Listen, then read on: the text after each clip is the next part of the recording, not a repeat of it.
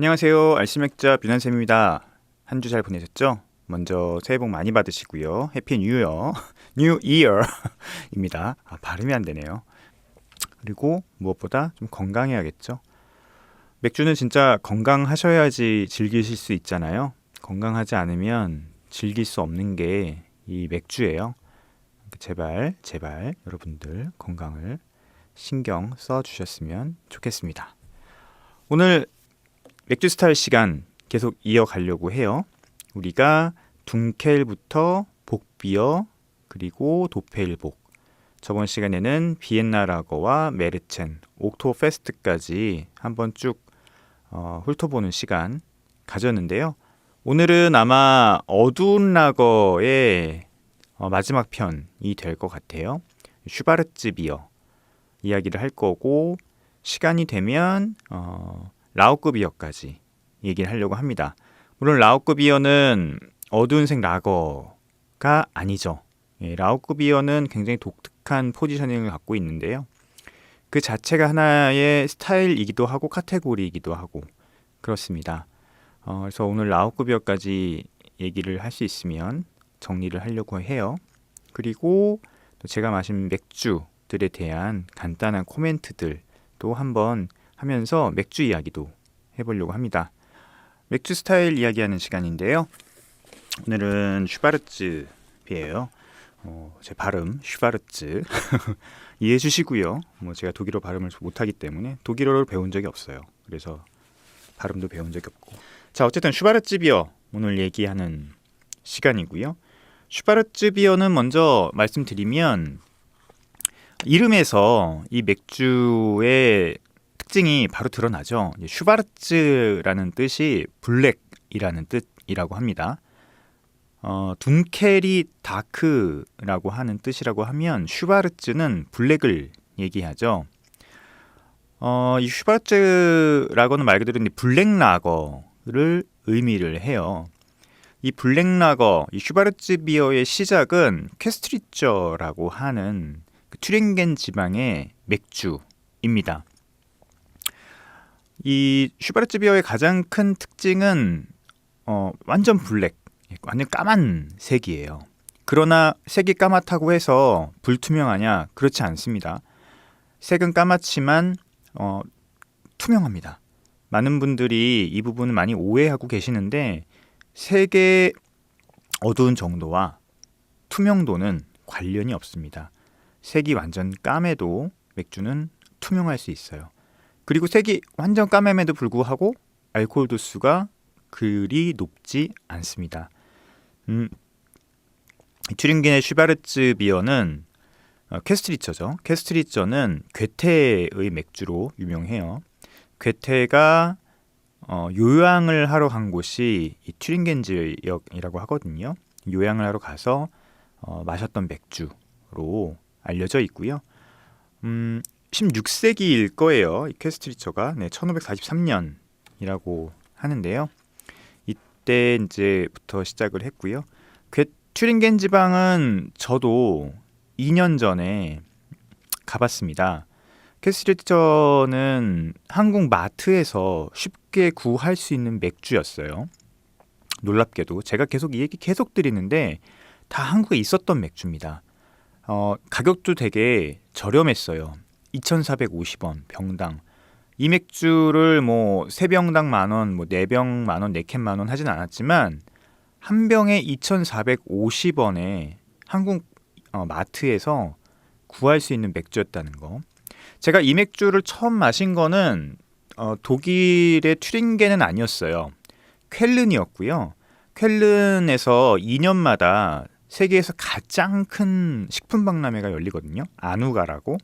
제가 2010년 초반에 이 아누가를 갔었는데, 이 아누가에서 처음 마셔본 게 이 슈바르츠 비어, 이 퀘스트리처였습니다.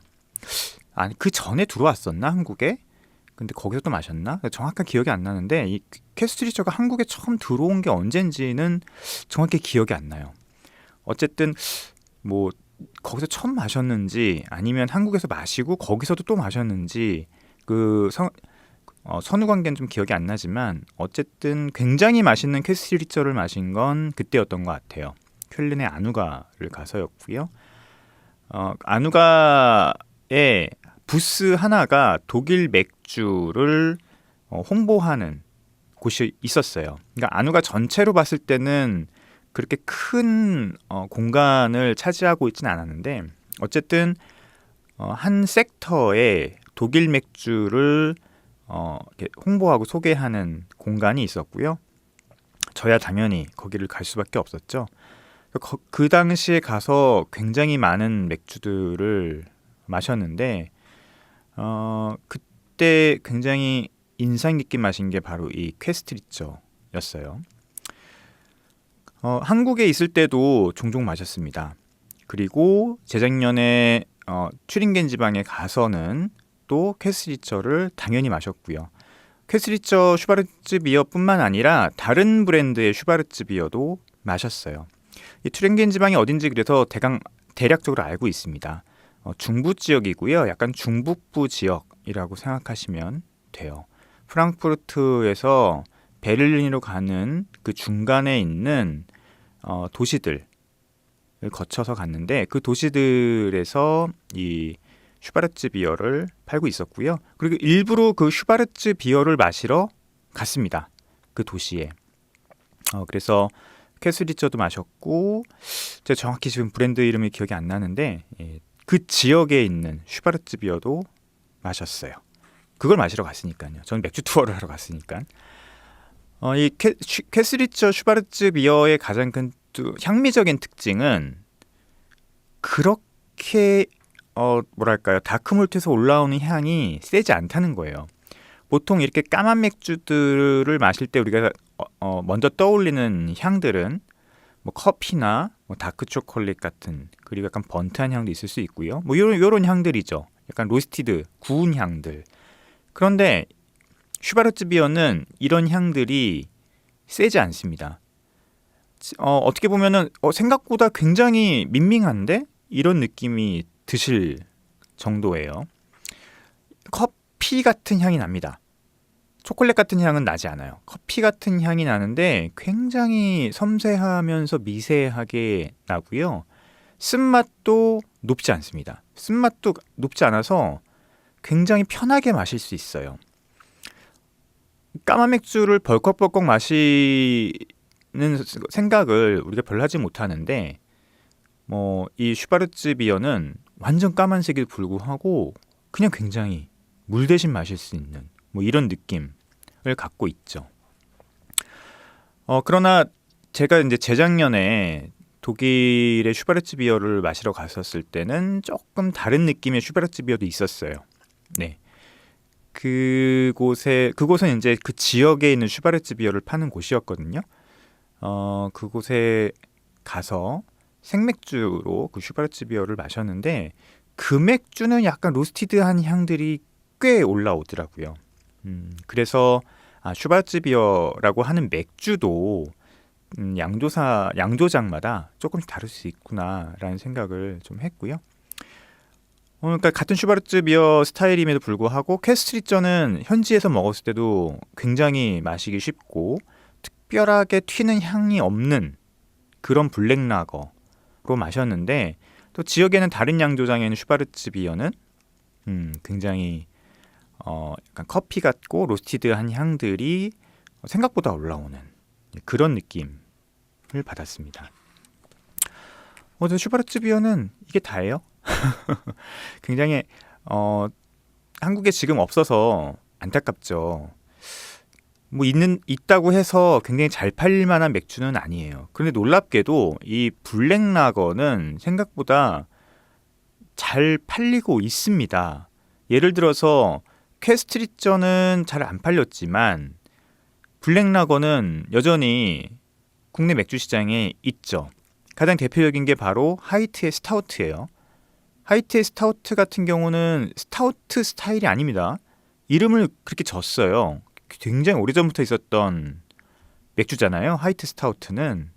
이 하이트 스타우트는 많은 분들이 헷갈리시는데 우리가 일반적으로 얘기하는 기네스 스타우트 같은 스타우트 스타일이 아니에요. 이름이 그냥 스타우트로 진 거예요. 하지만 그 맥주는 라거고요.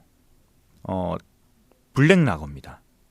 그래서 어떻게 보면 이게 슈바르츠 비어로 볼 수 있죠.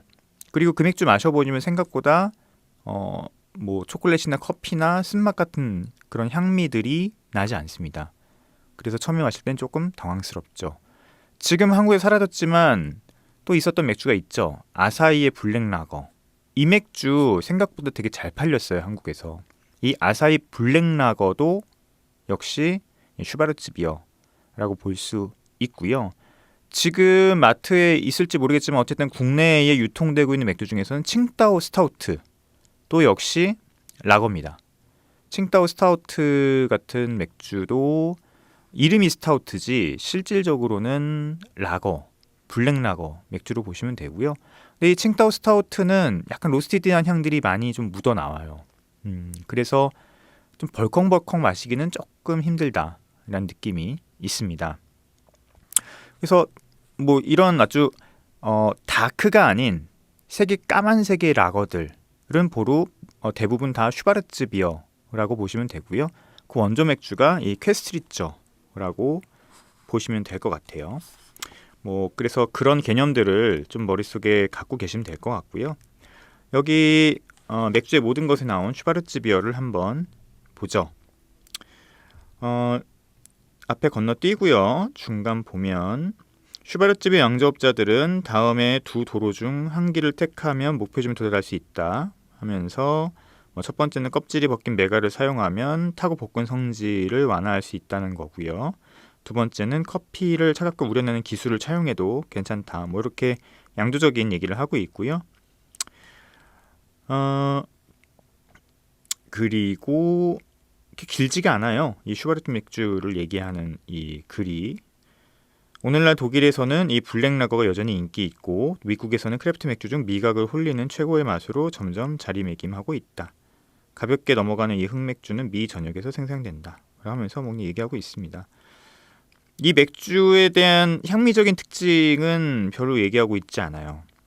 그래서 하지만 굉장히 가볍고 편하게 마실 수 있는 까만색의 라거라고만 생각하시면 될 것 같습니다.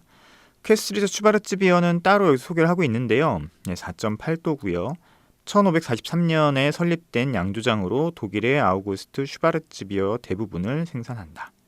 퀘스트리처 슈바르츠 비어는 완벽에 가까운 대표 상품이다. 흑색에 가까운 이 아름다운 맥주는 드라이하고 가벼우며 호수에 떠있는 돛담배보다 잔잔하게 넘어간다. 이거 정확한 표현이에요. 커피와 다크 초콜릿의 로스팅 풍미가 균형 잡힌 순간 달콤함에 누그러진다. 요거는 아니에요. 커피 같은 향은 있는데 다크 초콜릿 같은 향은 없습니다. 그리고 달지 않아요. 그래서 굉장히 마시기 쉬운 드라이한 검은색의 라거라고 보시면 될 것 같아요. 그래서 제가 독일에 갔었을 때 왜 이 슈바르츠 비어를 왜 먹으러 갔냐면 저희가 프랑크푸르트에서 베를린까지 짠 루트가 루터와 괴테의 흔적이 남아있는 도시들을 이제 밟아갔거든요. 그래서 그 도시들이 대표하는 맥주들을 좀 마셨는데 그러니까 슈바르츠 비어 같은 경우는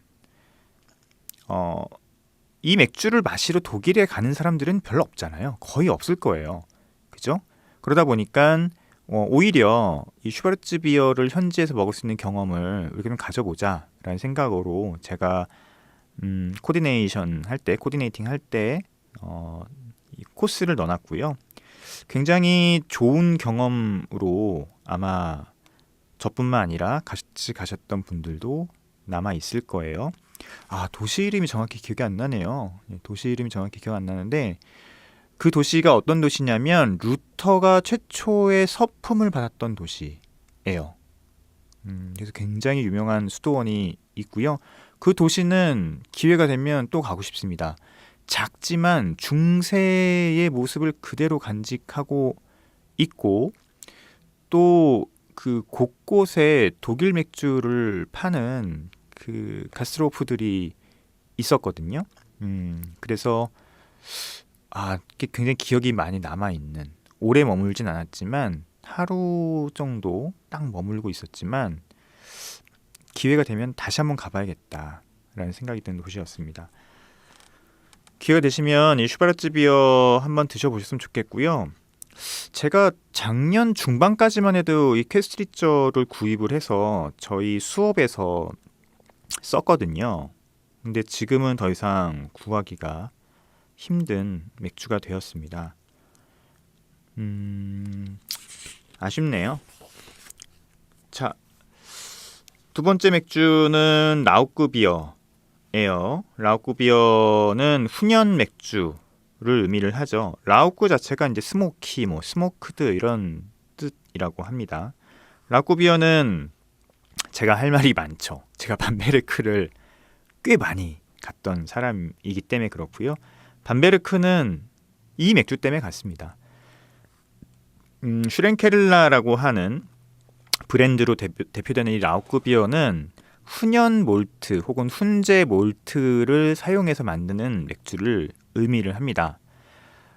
이 훈제 몰트, 훈연 몰트는 지금은 굉장히 특수 몰트로 알려져 있지만, 그리고 사용되고 있지만, 아마 예전에는 대부분 이 맥주를 만드는 몰트에서 이렇게 훈제 향 혹은 훈연 향이 났을 거라고 생각들을 하고 있어요. 왜냐하면 몰트를 건조시킬 때 열을 사용해야 되는데 지금이야 이제 가스 같은 열원을 사용을 해서 몰트의 건조를 자유롭게 할 수 있지만 수백 년 전만 해도 이런 것들이 불가능했었죠. 이 온도 조절이 그나마 가능하게 된 시기가 이제 석탄을 열원으로 사용하고 난 이후부터인데요. 그 전까지는 대부분 나무를 태워서 몰트를 만들었죠. 그래서 몰트의 색이나 몰트의 향들 이런 것들이 일정하지 않았어요. 그리고 아마 그 몰트의 향 중에서 나무를 태웠을 때 나오는 이 연기가 자연스럽게 입혀지면서 아마 대부분의 맥주에서는 약하게나마 이런 훈연 향들이 배어 있었을 거다라고 얘기들을 하고 있습니다. 그러나 이제 아까 말씀드린 산업혁명 이후 그리고 최근에 이제 현대에 이르러서는 더 이상 나무를 태워서 몰트를 건조시키거나 로스팅 시키지 않죠. 하지만 이것을 지켜나가는 곳이 있는데 그게 이제 밤베르크예요. 밤베르크의 몇몇 브루어리들은 이 자신들의 전통 방식을 사용해서 몰트를 만들어내고 있고 그 몰트들이 자연스럽게 훈연향을 입게 되면서 맥주에도 이제 훈제향이 나기 시작한 거죠. 스모크드, 저는 스모크드가 맞는 것 같아요. 스모키보다는. 스모키는 완전 연기 같은 향인데 이 스모크드는 약간 훈제향, 훈연향 이라는 뜻이거든요. 그래서 저는 스모크드라고 영어로 얘기를 할 때는 하는데 어쨌든 라우크, 연기 이런 뜻이기 때문에 라우크 비어가 그래서 여전히 우리가 그 마실 수 있고 그 흔적을 볼 수가 있죠. 이 라우크 비어의 가장 큰 특징은 아주 간단합니다. 맥주에서 훈연 향이 나요. 훈제 향이 납니다.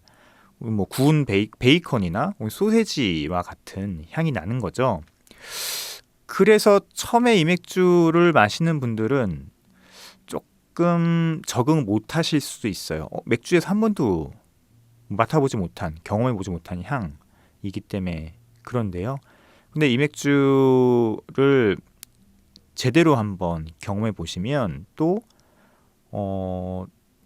잊지 못하는 그런 맥주가 될 수 있습니다. 지금 한국에서는 훈연 맥주, 이 라우크 비어가 수입이 되고 있고 드실 수 있죠. 마트에서는 조금 힘드실 수 있는데 바틀샵에 가시면 이 라우크 비어의 이 슈렌케를라를 드실 수 있고요. 한국에 이제 수입되는 맥주는 슈렌케를라인데요. 밤베르크에 가면 이제 3대 훈제 맥주, 라우크 비어 브루어리가 있습니다. 워낙 유명하게 이제 슈렌케를라고요. 슈렌케를라 워낙 독보적이죠. 그리고 또 하나가 이제 슈페찌알이라는 브랜드가 있고 또 하나가 이제 페슬라라고 하는 브랜드가 있습니다. 브랜드라기보다는 이제 그 가스트로 하우스가 있죠.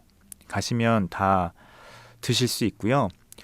몇 번을 가봤어요. 전 밤베르크를 한 4번 정도 가봤던 것 같습니다. 갈 때마다 이곳을 들려서 맥주를 마셨는데 놀랍게도 특징이 다 달라요. 그러니까 제가 밤베르크를 가기 전까지는 이 슈랭케를라가 이 라우크 비어의 대표적인 어떤 맥주. 그러니까 라우크 비어의 전형적인 모습은 슈랭켈러 맥주일 거야라는 생각을 하고 갔는데 현지에 가서 다른 맥주들을 마셔보면서 그 생각들이 좀 바뀌었어요. 아, 훈제 맥주, 라우크 비어라 할지라도 모습들이 이렇게 다를 수 있구나라는 것들을 좀 느꼈고요. 제가 밤베르크를 첫 번째 갔다 오고 난 뒤에 한국에 이 슈랭케를라가 수입이 되기 시작했죠. 뭐 지금 현재 슈랭케를라 맥주를 수입하는 곳은 가펠캐슈를 수입하는 도아 인터내셔널인데요. 저희 옆에 이사님이셨기 때문에 간접 홍보 해드립니다. 슈랭케를라는 정말 못 잊을 맥주 중에 하나입니다. 뭐 여러 가지 에피소드들이 있어요. 제가 뭐 밤베르크 여러 번 갔기 때문에 생긴 에피소드들인데 제가 밤베르크 2015년에 밤베르크를 처음 갔는데 그때 저희 맥주 스승님이시자 친구인 한스, 제가 이름을 막 부르지만 저보다 나이가 한참 많은 분이에요. 한스라는 친구가 있었는데 그 분이라고 하죠. 아, 갑자기 연세를 생각하니까 그 분이라고 해야겠네요. 한스가 밤베르크 사람이었어요. 제가 독일 밤베르크를 간다고 하니까 직접 와서 저를 밤베르크 투어를 시켜줬죠. 맥주 투어죠. 관광이 아니고 맥주 투어를 시켜주면서 정말 재밌는 경험들을 많이 했거든요. 근데 그때 제가 했던 경험 중에 하나가 밤베르크 사람처럼, 밤베르크 토착인처럼 맥주 마시기였어요. 아침 10시입니다. 아침 10시에 슈랭케를라 앞에 가서 맥주를 마시는 게 그 지역 사람들한테는 전혀 이상한 일이 아니에요. 우리나라 같으면 난리 났겠죠. 그런데 아침 10시에 슈랭케를라 문을 딱 열면 그 지역에 있는 사람들이 들어가서 신문을 읽으면서 슈랭케를라를 한 잔씩 하고 있는 모습을 아주 자연스럽게 볼 수 있고요. 그때 맥주를 마시는 사람들이 현지인들이에요. 관광객들은 그 이후에 특히 저녁 시간에 많이 오죠. 저녁 시간에 오는 사람들은 관광객, 아침에 가는 사람들은 현지인. 저는 이제 아침 10시에 가서 슈랭케를라를 마셨는데 진짜 더 현지인스러운 건 뭐냐면 안에 들어가서 마시는 게 아니고 밖에 길거리에서 마시는 거예요. 아침 10시에 딱 들어가면 슈랭케를라 라우크 비어를 그냥 따라줍니다. 그 뒤쪽에 양조장이 있거든요. 그 양조장에서 그냥 트럭에 배럴이 그냥 실려와요. 그러면 그냥 그 배럴째 거기서 바로 맥주를 담아서 주죠. 이게 진짜 맛있습니다. 그래서 진짜 뭐 따로 시킬 것도 없어요. 같이 그냥 맥주가 쭉 돈을 주면 거기서 바로 배럴에서 맥주를 딱 따라주는데 종류도 뭐 한 가지밖에 없습니다. 그냥 거기서 그냥 받아오는 거예요. 무슨 맥주 배급받듯이 받아와서 길거리에서 맥주를 들고 마시는 거죠. 그리고 더 현지인스러운 거는 그 밑에 가면 그 햄을 파는 동네 가게들이 있어요. 거기 가면 이제 빵하고 레베게제라고 하는 간 있잖아요. 간 요리, 간을 갖고서는 이용한 만든 소세지 같은 것들이 있거든요. 햄 같은 것들이 그걸 빵에 딱 껴서 아침 그 슈랭케를라 앞에서 맥주와 함께 그 빵과 그 레베게제를 함께 마시면 그게 진짜 현지인들, 전통적인 현지인들이 하는 모습인 거죠. 그래서 그때 이제 그렇게 먹었더니 뭐 지나가는 이제 동네 주민들이 너 진짜 뭐 안다 막 이런 식으로 얘기를 했던 기억이 있고요. 정말 좋은 기억으로 남아 있어요.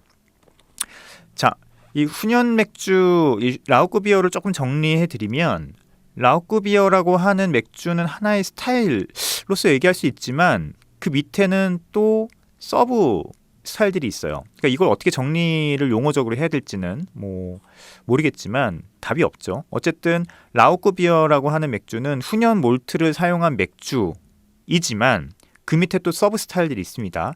예를 들어서 슈렌켈러 같은 경우는 메르젠이 있고요. 그래서 슈렌켈러 메르젠이라고 부르죠. 그리고 바이스비어도 있습니다. 바이tzen 뭐 이렇게 부르기도 하고요. 그리고 복도 있습니다. 슈렌켈러 우어복도 있고요. 슈렌켈러 도펠복도 있어요.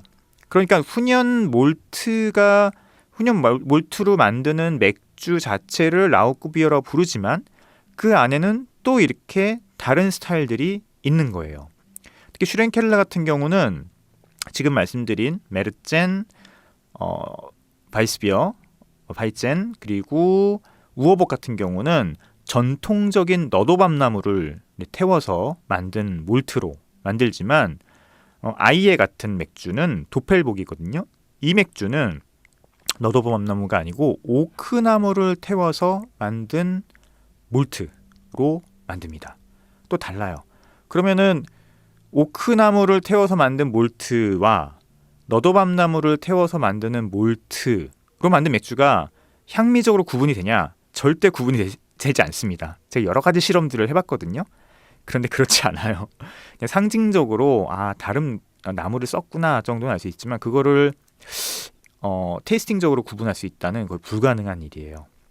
저는 이 아이해 오크나무를 태운 몰트로 만든 이 도펠복 맥주를 진짜 좋아합니다. 원래 겨울 시즈널인데 한국에 지금 수입을 하신다 그랬는데 아직 안 들어온 것 같아요. 제가 냉장고에 계속 보관하고 있다가 얼마 전에 마셨는데 언제 들어올지 좀 궁금하고요. 그 맥주는 한국에 들어오면 꼭 드셔보세요. 8도거든요. 당연히 도펠보니까 라거겠죠. 굉장히 맛있습니다. 슈렌켈러는 이렇게 대표적인 이 밤베르크 라우크 비어의 브랜드예요. 굉장히 많은 관광객들이 있고요. 밤베르크를 가시는 대부분의 사람들은 이 슈렌켈러 가서 이 맥주와 음식을 먹는 걸 기본 코스로 하고 있죠. 한국에서 슈렌켈러를 마시면 확실히 훈연향이 도드라져요. 훈제향, 훈연향 같은 것들이 확실히 도드라지기 때문에 이렇게 벌컥벌컥 마시기가 좀 힘듭니다. 그런데 현지에서 갓 생산된 아침에 바로 나온 슈렌켈러 메르첸을 드시면 바이스비어였어요 그때. 바이스비어였거든요. 아침에 나온 게 메르첸이 아니고 바이스비어를 드시면 진짜 프레시합니다. 진짜 프레시하고요. 엄청난 드링커빌리티를 갖고 있어요. 꿀꺽꿀꺽 넘어갑니다. 그리고 한국에서는 좀 경험할 수 없는 약간 건자두 같은 느낌, 그리고 약간 말린 그 검은 과일에서 나오는 향들이 느껴지거든요. 진짜 맛있어요. 진짜 맛있습니다. 아직도 그 생각을 하면 달리 표현할 수 있는 방법이 없어요. 현지에서 아침에 갓 나온 슈렌켈러를 먹었을 때의 그 정말 신선하고 그 드링커블 한 느낌, 정말 몇 잔이고 마실 수 있는 그런 느낌이에요. 잊을 수가 없습니다. 그 맥주라는 게 좀 그런 게 있어요. 그래서 독립맥주 공장 같은 경우도 손님들이 맥주를 한 잔만 드시고 가지 않거든요. 몇 잔씩 드시고 가시거든요. 그거는 바로 생산돼서 나오는 맥주에서 느껴지는 그 프레시함이 있어요. 그 프레시함이 있습니다. 그 프레시함을 느낄 수밖에 없어요. 맛있는 거죠. 그렇죠. 계속 마실 수 있고. 근데 제가 밤베르크 슈렌켈러에서 먹었던 맥주가 그랬습니다. 그 뒤에도 몇 번 갔는데요. 근데 그럴 때마다 항상 슈렌켈러는 갔던 곳이고 갈 때마다 굉장히 맛있게 마셨던 기억이 있습니다. 그리고 밤베르크 가면 아까 말씀드린 슈페찌알이라고 하는 브랜드도 있어요. 자꾸 브랜드라고 얘기했는데 슈페찌알이 있습니다. 슈페찌알은 밤베르크 역에서 이렇게 멀지 않습니다. 밤베르크 역에서 걸어서 한 15분 정도 가면 만날 수 있고, 아까 말씀드린 페슬라라고 하는 라우크 비어 맥주도 슈페찌알 바로 건너편에 있습니다. 그래서 슈페찌알을 갔다가 페슬라도 갈 수 있어요. 그런데 이 라우크 비어는 슈렌켈러랑 좀 달라요. 조금 더 향이 옅습니다. 부드럽고요. 섬세합니다. 그래서 일반적인 우리 라거에 약간의 훈연향이 있는 정도, 약간의 훈제향이 살짝 있는 정도예요. 마시기 훨씬 편하죠. 근데 대부분 이제 관광객들은 이쪽을 잘 안 가죠. 그래서 들어가면 되게 작고 현지인들이 막 되게 많아요. 그 가운데서 여러분들이 뭐 되게 슈페찌아르네 페슬라의 그 라우코비어를 드신다고 하면 그곳에서도 아마 인정받는 예, 맥주 러버이지 않을까 라는 생각이 들고요. 마시기 굉장히 편합니다. 아주 편하고 색깔 그 슈페찌알 같은 경우도 색깔이 살짝 짙어요. 그러니까 슈렌켈란 색깔이 굉장히 어둡거든요.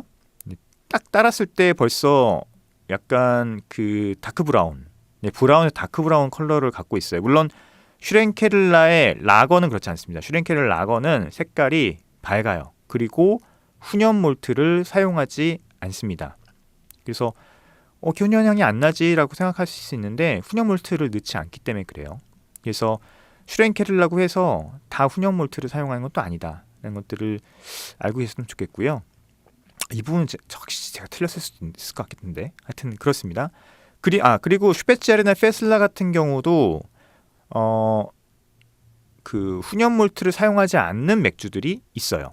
그래서 내가 슈렌켈라, 그러니까 꼭 라우코비를 안 드셔도 돼요. 거의 좀 몇 개의 스타일들이 있는데 다 라거 스타일이고요. 슈페찌아르네 페슬라 같은 경우는 색깔이 상대적으로 밝습니다. 그래서 슈렌켈라가의 어떤 검은 되게 어두운 색을 보셨다가 페슬라나 슈페찌아르의 라우코비를 보시면 되게 밝은 걸 느낄 수 있고요. 엠버 컬러를 갖고 있는 약간 메르첸, 실제 메르첸 같은 메르첸보다 조금 더 밝은 그런 컬러를 갖고 있는 그 맥주들을 드실 수 있고요. 훨씬 더 훈연향도 옅습니다. 그럼 밤베르크에는 모두 훈연 맥주만 파느냐? 또 그런 것도 아니에요. 다른 펍에 가시면 훈연 맥주 말고 다른 일반적인 라거도 많이 팔고 있습니다. 그래서 밤베르크를 가시면 이 3대 라우코비어 브루어리는 꼭 가보셔야 돼요. 슈렌켈라 당연히 가보셔야 되고, 그리고 페슬라, 슈페찌엘 다 가보시는 걸 꼭 추천을 드리고, 라우코비어지만 훈연향이 굉장히 옅은 다른 어떤 모습을 갖는 맥주들도 있다라는 경험들을 좀 해보셨으면 좋겠어요. 시간이 되게 많이 흘러갔네요. 라우코비어를 한번 읽어볼까요? 10년 넘게 전문적으로 글을 쓰고 맥주를 마시는 일을 하면서 나는 라우코비어처럼 다양한 스타일의 맥주는 별로 본 적이 없다 라고 하네요. 텍사스 바베큐를 마시는 것 같다 라고 합니다. 뭐 그렇죠. 하지만 이건 슈렌켈라에 해당되는 얘기고, 실제 현지에서 먹으면 조금 더 프레시한 느낌이 있다. 꼭 텍사스 바베큐 같다는 느낌까지는 안 될 수도 있다라는 것들을 좀 말씀드리고 싶어요. 훈연향이 나는 이유는 이제 이글거리는 불꽃 위에서 건조시켜서 곡물에 진한 훈제향이 배었기 때문이다 라고 하네요. 이 공정은 이제 18세기나 19세기에 사라지기 시작하는데 지금처럼 가마의 간접열로 바라보리를 말려 연기를 멀리했기 때문에 그렇다라고 합니다. 독일 프란켄 지역의 밤베르크에는 의기양양하게 훈제양 방식을 고수했다라고 하네요. 1500년대부터 밤베르크의 양조장은 훈제 맥주 라우크비어로 각광을 받았다라고 합니다. 그 너도 밤나무 장작 불꽃 위에 말린 메가는 강건한 풍미와 아로마를 맥주에 전해주어 훈제 고기나 베이컨을 생각나게 한다. 이거 맞죠? 라우코비어 메르첸까지 적절히 강한 도수의 다크라거로 자주 이름이 오른다. 그런데 밤베르크의 슈렌켈라에서는 밀맥주뿐만 아니라 살짝 훈제향이 도는 뮌헨 헬레스 라거도 만든다. 근데 요거는 조금 얘기해볼 여지가 있는 것 같아요.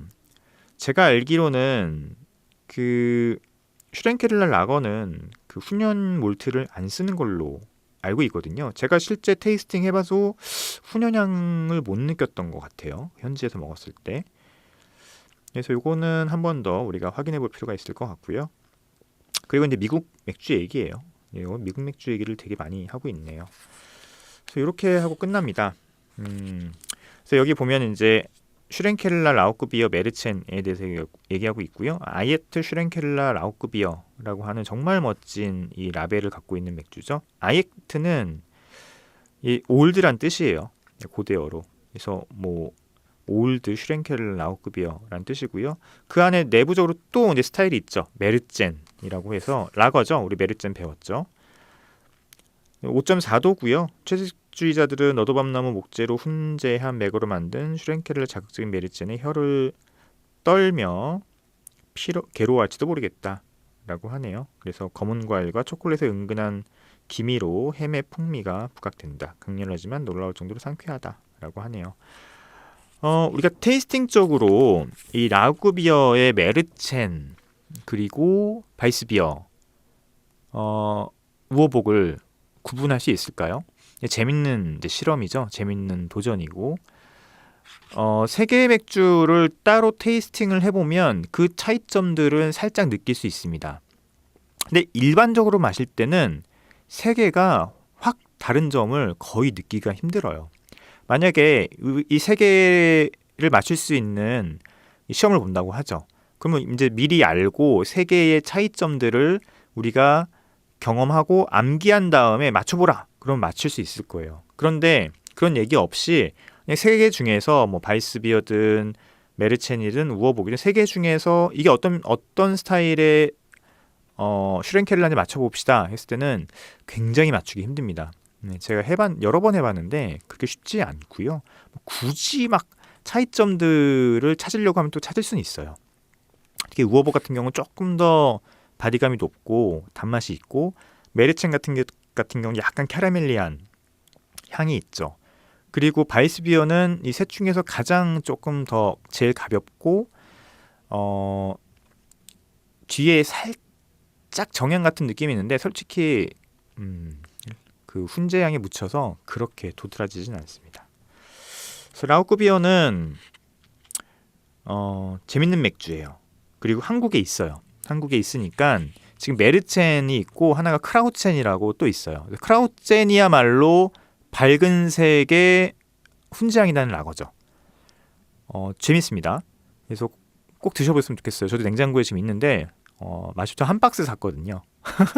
한 박스 사서 좀 마셨는데 슈랭켈라 라우크비어 크라우젠은 일종의 2차 발효 방식을 이제 적용한 그 라우크비어라고 생각하시면 되고요. 일단은 거기 보면은 페일 라거라고 되어 있어요. 페일 라거. 그래서 색깔이 밝은 라우크비어라고 이 슈랭켈라 크라우첸을 생각하시면 될 것 같습니다. 경험해 보셨으면 좋겠네요. 정말 좋은 기억들이 밤베르크에 있는데 뭐 좋은 사람들도 만나서 정말 그 뿌시고 다녔던 기억도 있고요. 각 그 페슬라, 슈베츠, 슈랭켈라 다 돌면서 이제 정말 취할 때까지 마셨던 기억도 있고 좋은 기억들이 있습니다. 자, 맥주 이야기는 여기까지 좀 하도록 하고요. 다음 할 맥주 이야기는 드디어 이제 밝은 라거로 돌아오네요. 예, 체코 필스너부터 이제 젊은 필스너 이렇게까지 밝은색 라거를 얘기할 수 있는 시간인데 또 내 전문 분야죠. 다음 시간으로 이 맥주 이야기를 계속 이어가도록 하겠습니다. 시간이 되게 많이 지났네요. 노래를 하나 더 들으려고 했는데 노래를 하나 더 들으면 오늘 시간을 마무리를 해야 될 것 같아요. 맥주 이야기들을 계속 못 해드리고 있는데 하나만 좀 해드릴까요? 제가 얼마 전에 먹었던 맥주 중에서 베이비론이라고 하는 맥주가 있어요. 이 맥주는 벨기에 맥주예요. 벨기에 맥주인데 이 맥주를 왜 제가 소개시켜드리면 어떻게 소개되어 있냐면 브레드 IPA라고 되어 있어요. 브레드 IPA가 뭐냐면 이제 팔고 남은 빵을 수거를 해서 그 빵을 이용을 해서 만든 맥주라고 합니다. 빵을 당화에 사용을 한 거겠죠. 물론 100% 빵만 갖고는 아마 안 될 거고요. 당화를 하는 도중에 이 빵들을 넣어서 같이 아마 당화에 이용을 한 것 같아요. 그래서 브레드 IPA라고 붙었고 굉장히 재밌고 의미 있는 맥주라고 생각을 테이스팅을 했는데 맥주 자체는 그렇게 뭐 도드라지는 짐은 없었습니다. 빵을 넣었다고 해서 뭐 다른 특징이 느껴지진 않았어요. 호배 이제 IPA다 보니까 호배에서 나오는 파이니한 향들, 뭐 약간 허니향 같은 향도 있고 우디 그리고 토스티드 향들이 있긴 했는데 뭐 빵을 특별히 넣어서 그런 향이 난다라고는 느끼지 못했던 것 같고요. 근데 오히려 좀 쓴맛이 좀 강하고 뭐 그래서 뭐랄까 좀 되게 이제 트렌드가 진한 IPA를 먹는 맛있는 느낌이 들었습니다. 요즘 나오는 IPA들하고 비교하거나 혹은 잘 만들어진 웨스트코스트 IPA들, 아메리칸 IPA들하고 비교를 해서는 뭐 약간 뭐 이렇게 특별히 뛰어난 점은 발견하지 못했지만 어쨌든 프로젝트 자체가 굉장히 의미가 있고 재미가 있잖아요.